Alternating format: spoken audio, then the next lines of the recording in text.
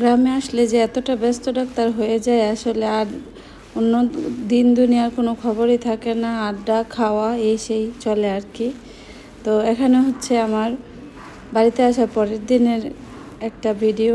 তো এখানে মেহমান আসছে বাড়িতে, আমার খালাতো ভাইয়ের বউ এরা আসছে বেড়াতে।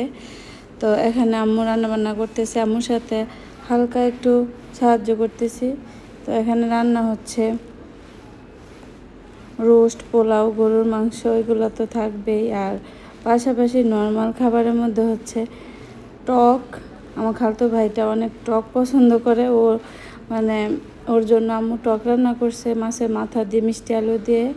তারপর মাছ ফ্রাই করছে, আর মাছের ডিম হয়েছিল সেটাকে ভুনা করছে। তো তারপর হচ্ছে মিষ্টি দই। সবাই খাওয়া দাওয়া শেষে আড্ডা করতেছিল, তখন আমি একটু মিষ্টি দই বের নিয়ে গেলাম। এই হচ্ছে আমাদের দ্বিতীয় দিনের